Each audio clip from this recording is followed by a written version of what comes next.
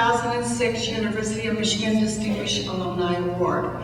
Born in Kennett, Missouri, Bobby probably will go down in history as the finest gift Missouri has ever given to Michigan. I know a few people who have done more for Michigan education, both K through 12 and higher education than Bobby. I know a few people who have such a respect for education.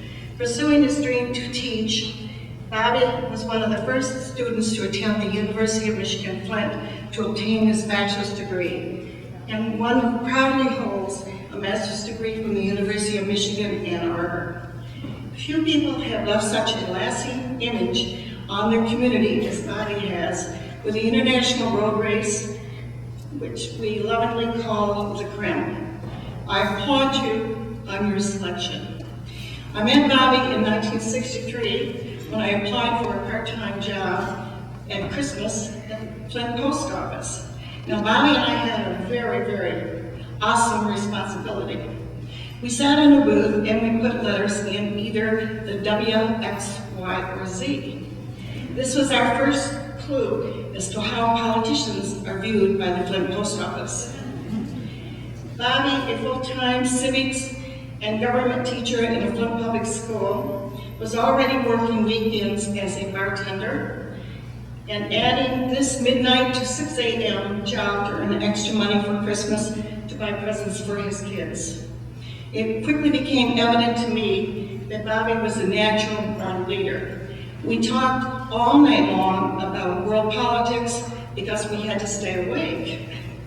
I offered to help him if he decided to run for the 79th District for the Michigan House of Representatives. I thought I would never see him again, but boy, was I wrong.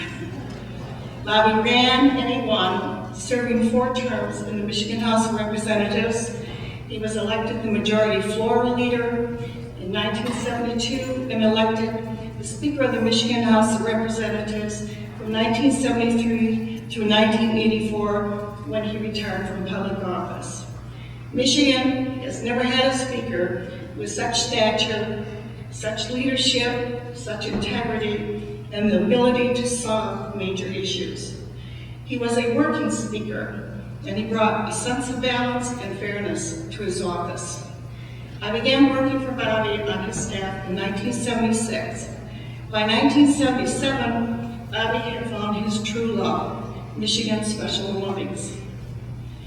Never one to love alone, Bobby suggested that his staff should devote some time to these courageous athletes.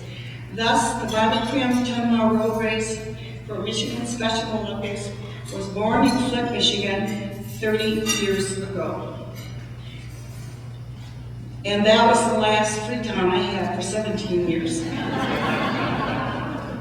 Over $2 million was raised by this road race for these courageous athletes. But more important, the city of Flint and its citizens adopted this internationally famous race and took this race in their hearts and in their arms.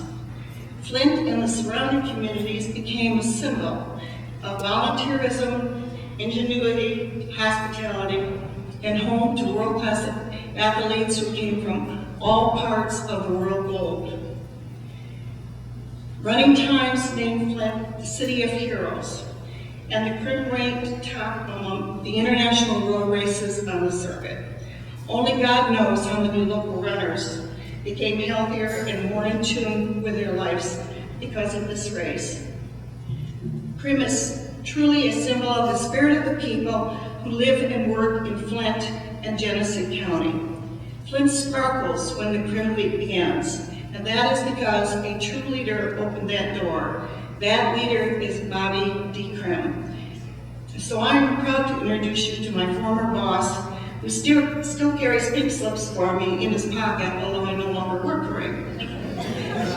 My mentor, a lifetime friend, and a teacher, and a true runner, Bobby D. Crim.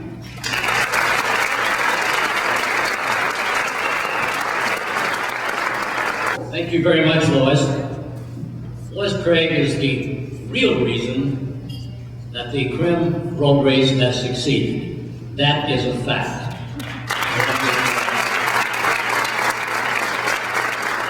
bigger games. Woody Allen once said, 80% of life is just showing up. Thank you for showing up for the kids of Flint. Thank you. You know, I feel mixed emotions about this award. I'm reminded of what Harry Truman once said when he was being given an award. He said, you know, this is a good award, he says, but I'm not sure I deserve it. He said, but you know, so many damn things, bad things have happened to me that I didn't deserve. I'm going to take it, he said.